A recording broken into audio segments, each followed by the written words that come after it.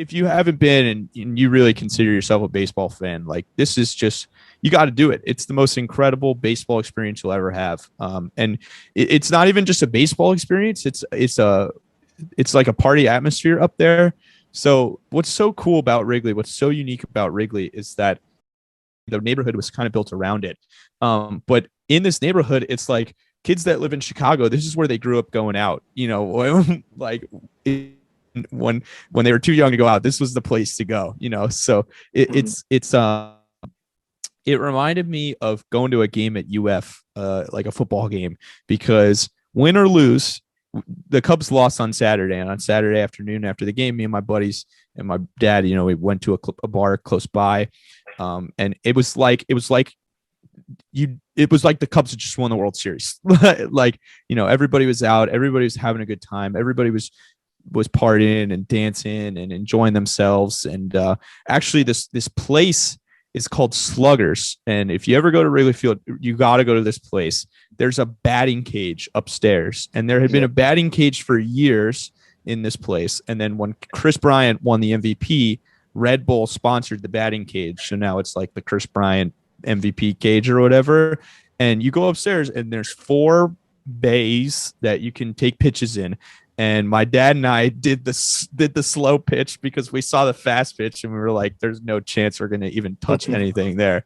So we did the slow pitch, and these bats were like stinging my hands. I was getting off some pretty pathetic cuts up there, but it's just a cool thing. Like, where else are you going to go to a bar and there's a whole arcade and there's Pop-A-Shot and this and that and the other, Pac-Man, all this shit.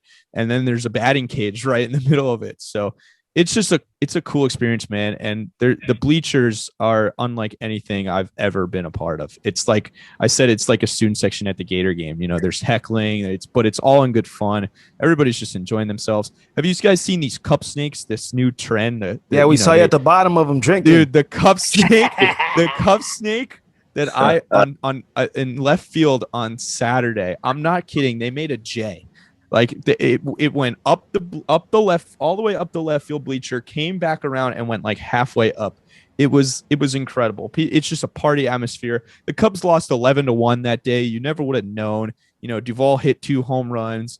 Jesus hit a home run right at a guy that was heckling the shit out of him right behind me and my dad.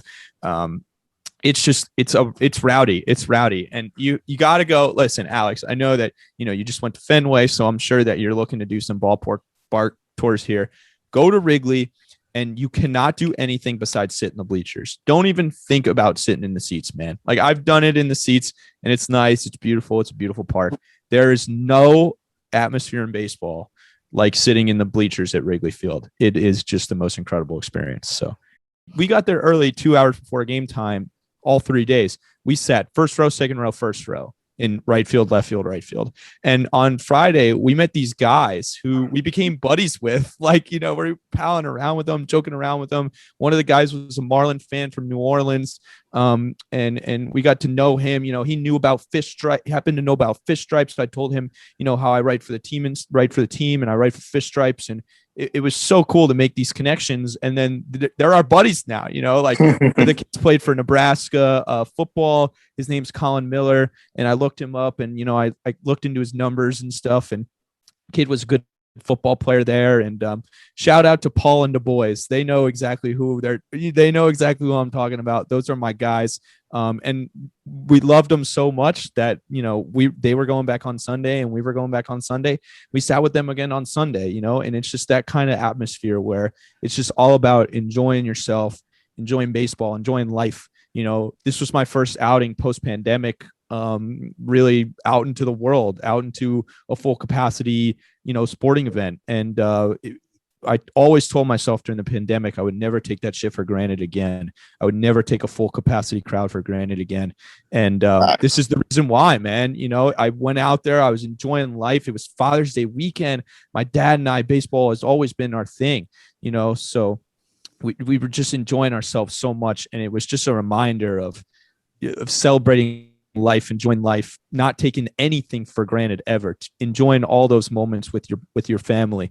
And it was a beautiful weekend. And it's a cathedral to baseball. It's a religious experience for a baseball fan when you walk in that place and you see it. And I was with a buddy of mine.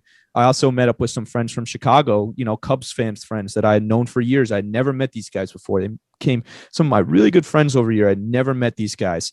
And I walked out, from the concourse back into the bleachers with them once. And this kid's been going to Cubs games his entire life. He had been to 4 already that year. And he looks at me, goes, dude, this never gets old. Like, it never gets old. And so go to Wrigley Field. Go. It doesn't matter who's playing. It doesn't matter who you root for. It doesn't matter where you're from. They'll accept you. They'll bring you in. You'll have a great time. The last time I went to Wrigley, I saw the Phillies. I saw the Dodgers. And it's an incredible baseball experience.